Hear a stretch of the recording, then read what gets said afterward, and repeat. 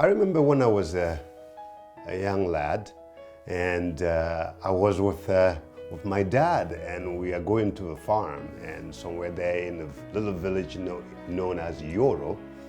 It is a village in Western Africa.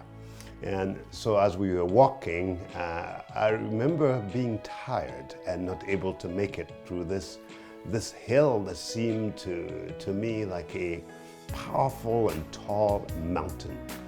And as I was weakening in my step, my dad looked at me and picked me up and put me on his shoulder. And I remember as we walked along, I could see further than him because he was carrying me. And today I'm reminding myself about the virtue of that.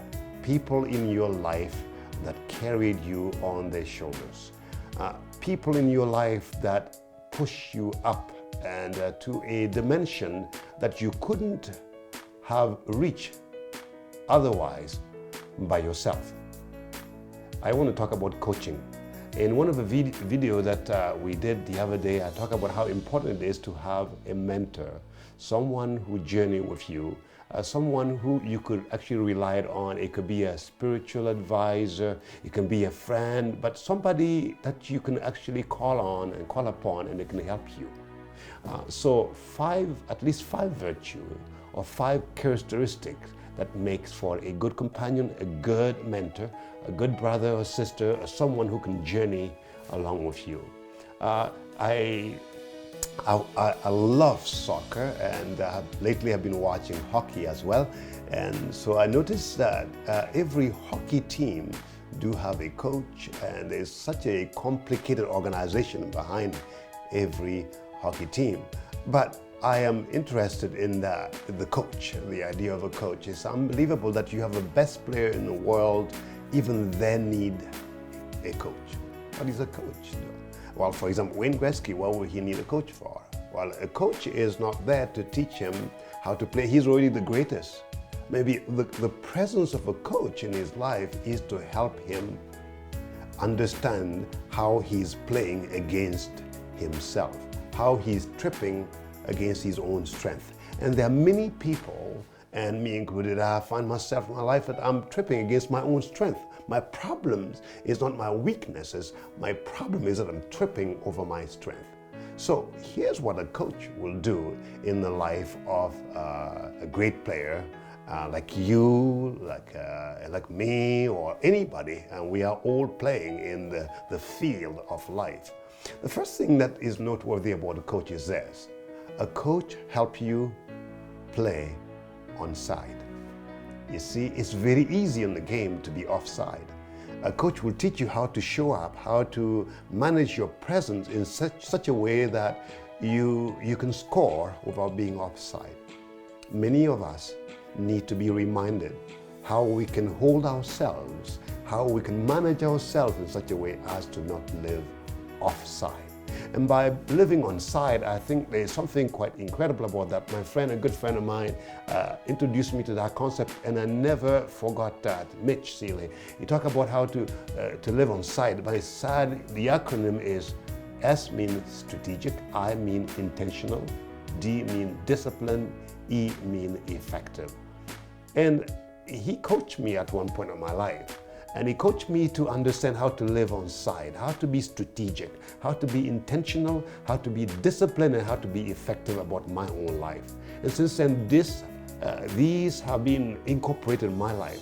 I need to get to wherever I want to get, to reach my own goal and to fulfill who it is that I'm to be in this world. I need to learn to be strategic about it. Strategic about the why and about the what. I need to be intentional about how to do it and how to organize myself, my life to get there. And I need to be intentional, and daily it's an effort always to create space for intentionality about what it is that I want to achieve, where I want to go. I need to be disciplined. Discipline is that's the rent you pay to get to wherever you want to get to.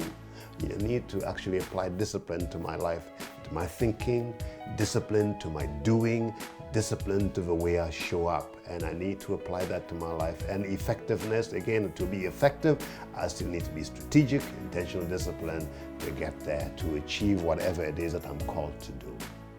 So a coach will help you, a good coach will help you live and do your life on side, not offside. The second thing that I think is important is that, again, I say a coach will help you understand how you are tripping against your own strength. The coach is not there to tell you how weak you are. In fact, the coach is there to help you outline your strength and how you can manage your strength to show up in that field in such a way as to cause your whole team to win, to score big. So a coach is there to help you play into your strength, not trip against your own strength. Third, what does a good coach do, a good mentor do? I think a good mentor is also someone who will inspire you to fully achieve your mission and your strategy. You see, we all need to realize that we are here for a purpose, and there is a reason why you are here, that there is a reason why you are who you are and in the places that you are. So a coach will help us and remind us of the mission that guides our lives, the essence of who we are, and help us live on target and to live according to our mission and the strategy to deliver who it is that we are. That's very important. The fourth thing that a coach will do is a good mentor, a good coach. I think a good coach or a good mentor is a promoter. Promotion in the sense, I think I wrote down here a couple of things that I don't want to miss about promoting. It's interesting that when Jesus himself, when he was baptized, after he came out of the water, there was a voice from heaven that says, "This is my son in whom I am well pleased." You see, the voice from the Father was to acclaim and to celebrate and to promote who this person is. This is my son. And I think one of the dimensions of coaching is actually promoting the person that is being coached. You know, so many of us have never been promoted. And so many of us, when we are being orphaned, we have been orphaned, no father, no mentor, no figure to guide us. When you have not been properly promoted, what we tend to do, we promote ourselves, and sometimes we do it poorly. A good mentor, a good coach will help you in that area. They are a great promoter. They promote you because they help you realize your strength and realize, again, your mission and align your life in such a way as to achieve that. Another dimension of coaching is that a good mentor or a good coach is a prophetic voice. Being a promoter is one thing, but being a prophetic voice or help you live your prophetic imagination. Why? We all need prophetic voices in our lives. Prophetic people help us think about ourselves differently. They help us realize that we are here for a purpose, and they help us reclaim and imagine a different future. They help us understand that if we show up in ways that are healthy, in ways that are helpful, we will get there, and they help us keep in view our mission on earth. So a coach is a prophetic voice in your life. They help you realize the impossible. They help you dream about what could be again if you show up, if you live on side, if you were more strategic, more intentional, and more disciplined and effective about your life. A good mentor, a good coach is a prophetic voice in your life. I think lastly, I can say this, a good coach also knows how to steward their presence in your life such that their presence does not diminish you, but their presence will be a redemptive presence, not something that will steal from you. I'm reminded of John chapter 3. It's the story of John the Baptist. John the Baptist, here he is. He was the public figure of that time, of his days, baptizing people. Thousands of people are coming to him. And then here comes Jesus. They seem to, up to this point, we're not told exactly that they did have an encounter or know each other, but they do know each other. Here it is. And Jesus come and hear the story, the story. Many of John the Baptist's disciple followed Jesus. And people are wondering and asking him if he is concerned about that. And John the Baptist candidly tells them, he said, "You yourself heard me say that I am not the Messiah."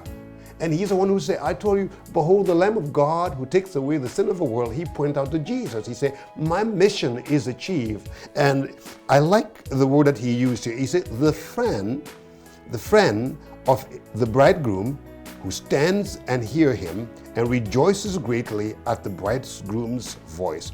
Therefore, this joy of mine is now complete. He must increase, but I must decrease. That's John 3:29 and 30. It's quite interesting, the attitude of John the Baptist here. First of all, he talked about how his joy is complete in the sense that he has done his job and he has found the Messiah. He actually can point people to him. A good friend of mine, Ed, he told me this, Ed Ganger, he said this, "Daniel," and he was talking to me and coaching me one day on one issue of my life, and he said this, "Daniel, it takes a lot of faith to increase, and whatever you have done in your life, it took incredible faith." And he said this, "In this next chapter of your life, it will take greater faith to decrease." You see?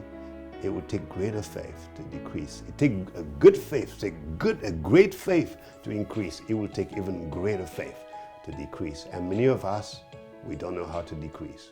Like a mentor or someone like John the Baptist, he learned or he mastered how not only to increase, but how to decrease and how to manage his presence in such a way as to elevate the contribution of someone else, of Jesus Christ, of the Messiah. And so Jesus will say of John the Baptist that there has not been anybody of greater faith than John the Baptist that have ever been born to a woman.